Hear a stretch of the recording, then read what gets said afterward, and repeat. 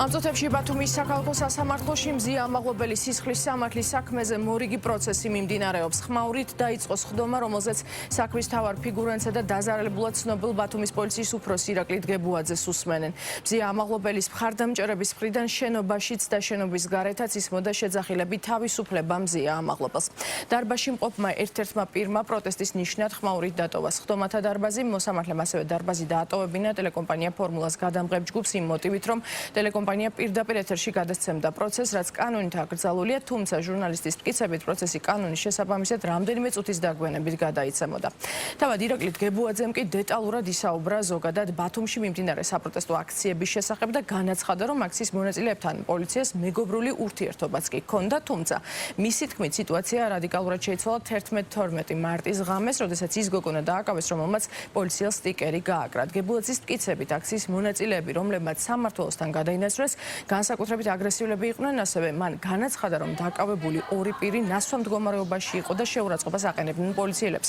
დგებუაძის განცხადებით, სწორედ ამ პირებთან დაკავშირებით კითხა ამაღლობელმა მას თუ რატომ დააკავეს მისი ოჯახის წევრები, რასაც მოყვა აგრესია და სილის გაწვნა. დგებუაძე უპასუხებს როგორც ბრალდების, ისე დაცვის მხარის შეკითხვებს, პროცესს ესწრება თავად მზია ამაღლობელიც. ეგრევე გასვლის მომენტიდან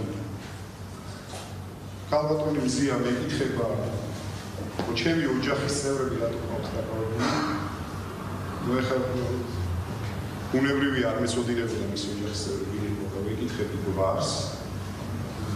მეუბნება გაბაიძე, პასუხობ. გაბაიძე გიორგი მთვრალი რო აგინებს პოლიციელებს და ამ კონკრეტულ მომენტში სახეზე ვატყობ ძალიან აღელვებას, აგრესიას, ეს ტემბრიც ეხლა შეიძლება ქალბატონია და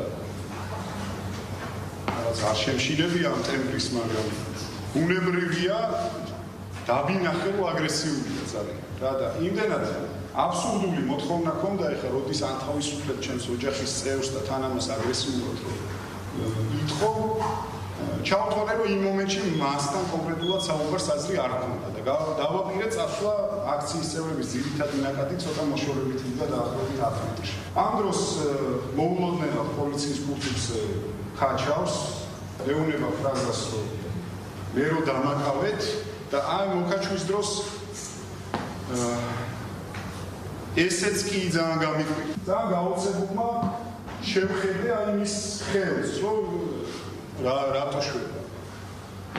შენიშნის მიცემას ვაპირებდი, რომ ესე მოიქცევი, მაგრამ შენიშნის მიცემა არ დამცავდა. გაშლილი ხელი დამარტყა სახის არეში. იმ წამსვე იქვე იდგნენ ბერდია პერაძე, გივი ბჟალავა, გიორგი ბჟალავა და მათ მიერ მოხდა მათი დაკავება. ამ ფაქტამდე მზია ამაღლობელთან არათუ შეურაცხყოფელი, არამედ საერთოდ შემხელობა არ მქონდა. არც ადმინისტრაციული დაკავებისთვის, არც აქციის მიმდინარეობისას იმ კონკრეტულ დღეს საერთოდ კომუნიკაცია არ მქონდა. ჩემს მიერ განსტილით კივილიც ძალიან სასაცილო გახდა საზოგადოებაში და ისე აღიქცა. მე უბრალოდ რა ვიცი, კითხვა მაქვს ლოგიკური. სახეში როცა გირთხამე თავს გესწრია, თუ ვინმე სინონიმს მეტყვის, რა ვიცი, ქართულ საკმაოდ კარგად ვსაუბრობ. თუ ვინმე სინონიმს მეტყვის, რას განიცდის ადამიანი ამ დროს, როდესაც სახეში ხელს უთხრამენ, მე განვიცადებ კივილი.